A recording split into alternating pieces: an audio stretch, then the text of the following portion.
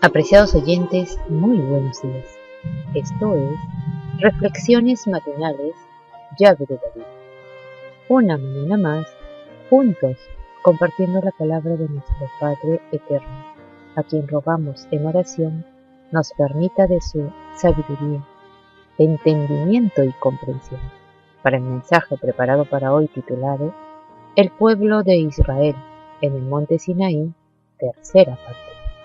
El texto bíblico lo encontramos en el libro de Éxodo, capítulo 19, versos del 16 al 18 que dicen: Aconteció que al tercer día, cuando vino la mañana, vinieron truenos y relámpagos, y espesa nube sobre el monte, y sonido de bocina muy fuerte, y se estremeció todo el pueblo que estaba en el campamento.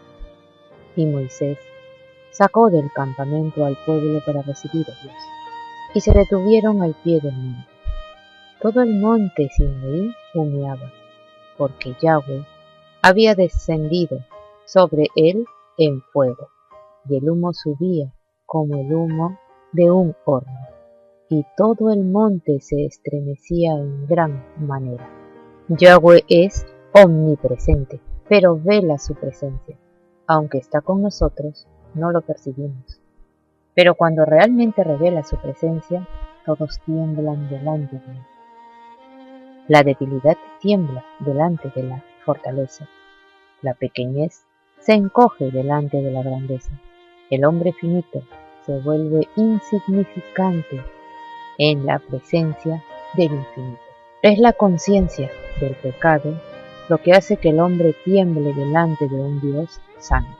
La corrupción se acobarda ante la integridad, la depravación moral ante la pureza absoluta.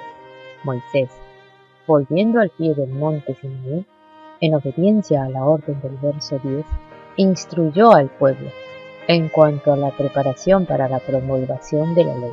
Al mismo tiempo, debe haber ordenado la construcción del cerco que había de mantener al pueblo apartado del monte. Yahweh emplea diversos métodos para revelarse al hombre. A Elías vino como un silbo apacible y delicado.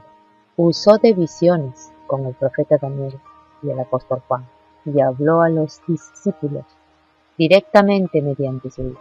Dios se apareció a Pablo en una visión de éxtasis, en la cual el apóstol oyó palabras inefables que no le es dado al hombre expresar.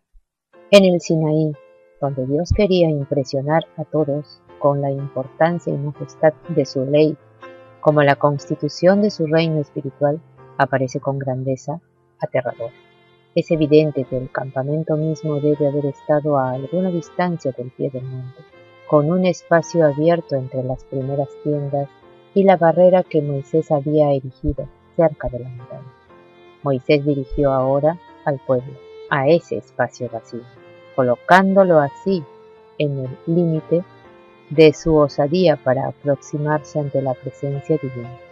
Tan aterrador era la escena, con el monte cubierto de humo, y tan temible el sonido de la trompeta, que Moisés no pudo permanecer silencioso. Para aliviar la tensión, prorrumpió en palabras, quizá las registradas en Hebreos 12:21. Está implícito un profundo significado en las palabras. Moisés hablaba y Yahweh le respondía, lo que representa una definición resaltante de la naturaleza de la ley divina. Todas las órdenes de Yahweh, por así decirlo, son respuestas a nuestras profundas necesidades del alma.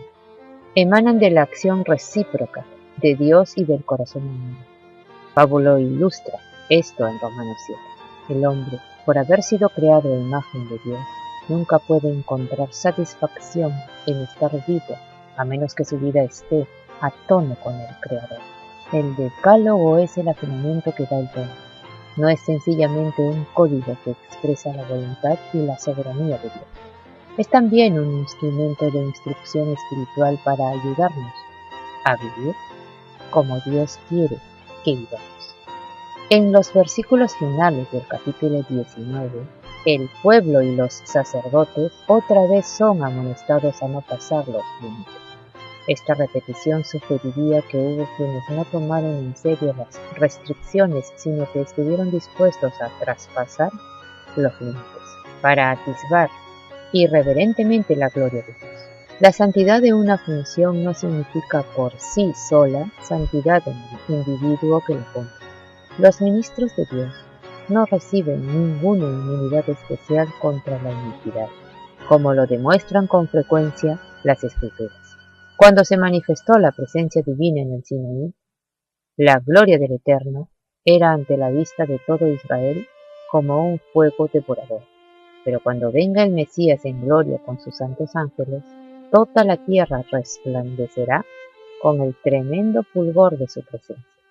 Nunca desde que se creó al hombre se había presenciado semejante manifestación del poder divino como cuando se proclamó la ley desde el Sinaí.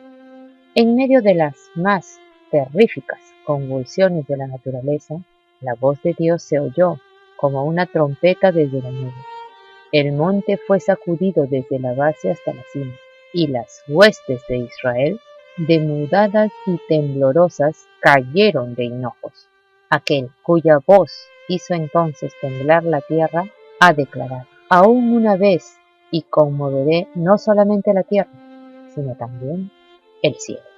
Cuando Moisés regresó de su encuentro con la divina presencia en el monte, donde había recibido las tablas del testimonio, el culpable Israel no pudo soportar la luz que glorificaba su semblante. ¿Cuánto menos podrán los transgresores mirar al Hijo del Altísimo cuando aparezca en la gloria de su Padre, rodeado de todas las huestes celestiales, para ejecutar el juicio sobre los transgresores de su ley y sobre los que rechazan su sacrificio expiatorio? Pero en medio de la tempestad de los castigos divinos, los hijos de Dios no tendrán ningún motivo para temer. Yahweh será la esperanza de su pueblo y la fortaleza de los hijos de Israel. Apreciados oyentes, que Yahweh nos bendiga. Hasta mañana.